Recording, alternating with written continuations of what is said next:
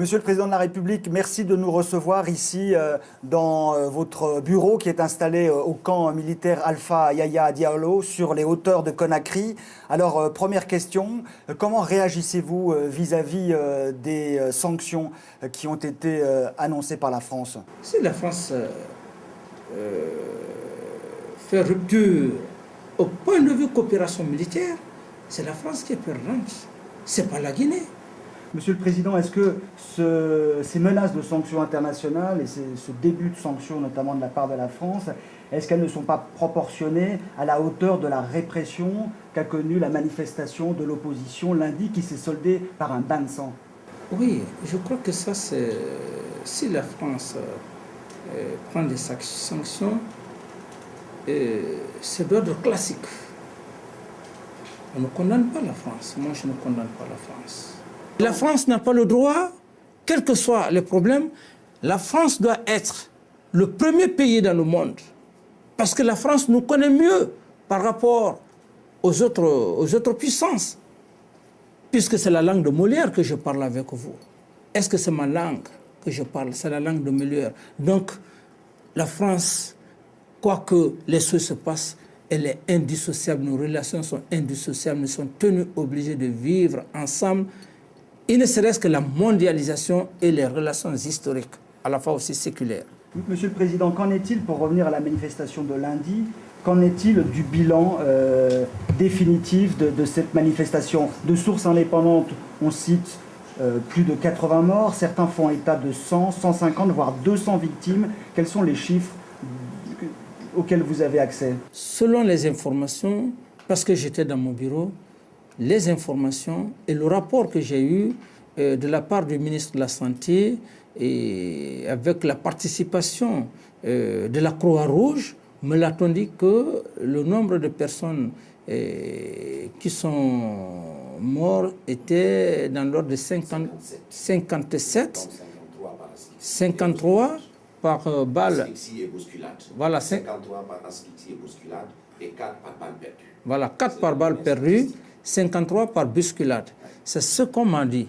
Mais la confirmation, vous êtes sur le terrain, vous irez et vous allez voir effectivement la véracité des faits.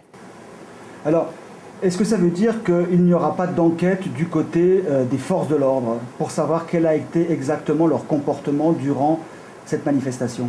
Oui, enquête des forces de l'ordre, pourquoi pas les leaders politiques? J'ai fait un communiqué demandant au président des Nations Unies de faire une enquête des événements de janvier, février 2007 passés, pendant que je n'étais pas au pouvoir. Ensuite, le 28 septembre, les événements. C'est-à-dire que la manifestation de lundi et les conditions de sa répression éventuelle vont faire l'objet d'une commission d'enquête que vous allez instituer? D'une commission d'enquête nationale et internationale. Beaucoup de témoignages font état d'une répression sanglante. Les militaires sont accusés, notamment les bérets rouges, d'avoir ouvert le feu délibérément sur les manifestants. Par ailleurs, il y a beaucoup de témoignages de viols de femmes. Quelle est votre réaction? Ma réaction, vous savez, nous avions une armée qui n'a jamais été structurée. 50 ans, c'est la seule armée au monde où le statut n'est pas respecté, la seule armée au monde où il n'y a pas une refonte, la seule armée au monde où le caporal ou le sergent peut dire merde à un général. L'opposition ne peut pas manifester, hein. Il y a une interdiction, une suspension des libertés de manifestation politique. Ça veut dire que la Guinée, depuis lundi, vit dans un régime d'exception? Pourquoi les leaders sont coupables? Ils ont été des commanditaires parce que c'était prémédité. La préméditation, c'est quoi?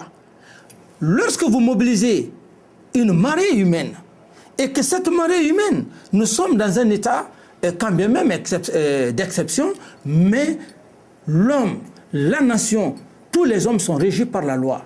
Et lorsque cette marée humaine participe à la marche, qu'ils arrivent à saccager les édifices publics, surtout la sécurité la police, ils ont saccagé. Est-ce que ça autorise pour autant les militaires à éventuellement ouvrir le feu? S'il vous plaît, ça n'autorise pas les militaires, mais certes, ça prouve déjà qu'il y a l'insécurité, parce qu'il est simplement permis à l'homme en uniforme, aux policiers, d'avoir l'autorisation du port d'armes. Mais lorsque une grande marée humaine saccage les édifices, les commissariats de police, c'est saisir des armes et aller à un lieu de meeting. Ça déjà, c'est une menace, c'est effrayant.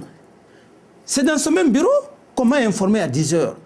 10 heures que la police était déjà saccagée, la prise des armes de guerre, que les leaders politiques ont conduit avec une marée humaine qu'on ne pouvait pas mobiliser.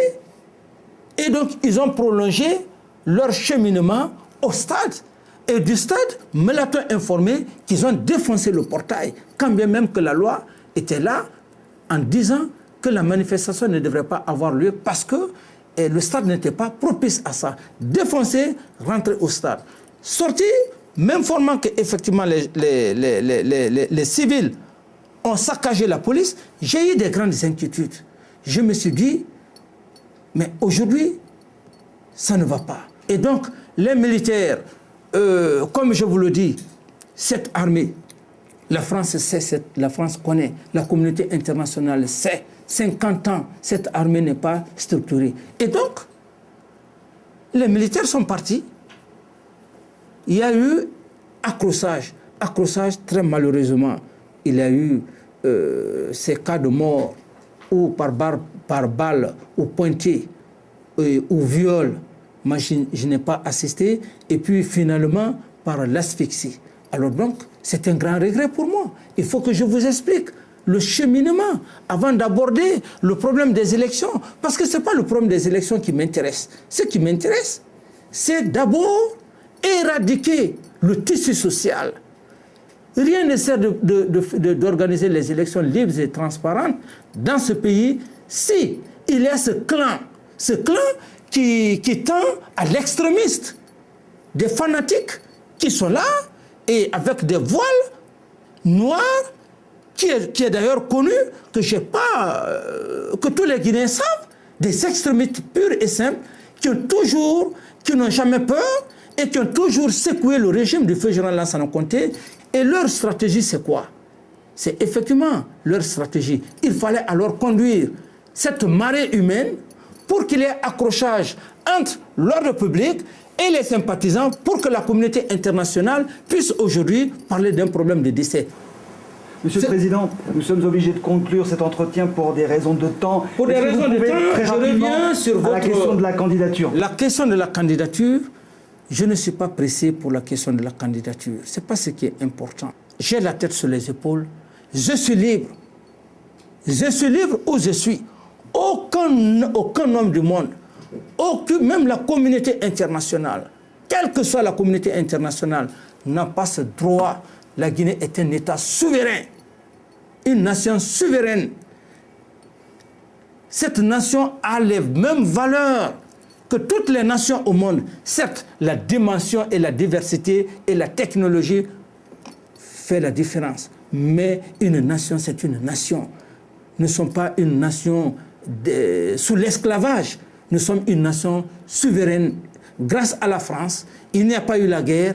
Et la France nous a donné la liberté, l'indépendance, sans effusion de sang. Et pourquoi le peuple même dit aujourd'hui qu'il faudrait que le capitaine Dadi soit candidat? Vous avez vu tout de suite notre armée. Cette population a peur parce que même moi, si ce n'est pas la sagesse, si ce n'est pas que ces hommes ont du sentiment pour moi, cette armée, personne ne peut maîtriser cette armée. Les civils non plus ne peuvent pas maîtriser cette armée. La preuve en est que tous les leaders, lorsqu'ils venaient dans mon bureau, ils ont dit que par rapport à cette contexture, l'armée n'est pas structurée, l'armée n'est pas hiérarchisée, où le caporal peut dire au général, merde, prendre le pouvoir, faire une organisation des élections libres et transparentes, ce sera comme le cas de la Mauritanie, comme le président Val l'a fait. Il a organisé les élections. Finalement, c'est le général Aziz qui est venu renverser. Et donc, Si la population dit aujourd'hui que le président Dadis doit être candidat, parce que la population pense en 8 mois, la prise du pouvoir, il n'y a jamais eu effusion de sang. D'abord, la prise du pouvoir sans effusion de sang. Le seul pays au monde sans effusion de sang.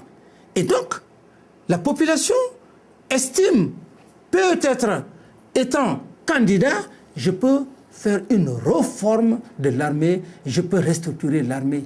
Je suis dans le dilemme. Quel dilemme? Dire non, je ne suis pas candidat et qu'il y ait des problèmes. Dire que je suis candidat et qu'il y ait des problèmes. Je suis entre le marteau et l'enclume. Le moment, avec la puissance de Dieu, parce que je suis un fervent croyant. Je crois en Dieu. Le pouvoir, c'est Dieu qui donne. Ce n'est pas ma force qui a fait de moi que je sois président. C'est mon honnêteté, ma sincérité, mon intégrité. Parce que j'ai fait des œuvres. La lutte contre la drogue, je n'ai pas demandé à la communauté internationale de me donner les moyens. J'ai sacrifié ma vie. J'ai sacrifié la vie du CNDD au profit de mon peuple, de la Guinée, de l'Afrique et de la communauté internationale. J'ai fait l'éradication de la fonction publique, la gabegie financière, l'assainissement des finances publiques, la restauration de l'État, la lutte contre la traite des enfants. Alors tous ces actes en 8 mois par rapport à 50 ans. J'ai même fait un programme d'électricité et d'eau pour tous. 50 ans, ces leaders aujourd'hui qui parlent, qui ont occasionné, qui ont mouvementé, qui partent à l'extérieur, voir le Quai d'Orsay, voir la Maison Blanche, parce que simplement, ils ont des alliances, ils ont étudié avec ces gens. Ce n'est pas ce qui peut faire, qui peut donner le commandement. Ce n'est pas ça. C'est ce que j'ai posé sur le terrain. Dans ce peu de temps. Merci beaucoup, Monsieur le Président, de nous avoir accordé cet entretien pour France 24, ici à Conakry, en République de Guinée.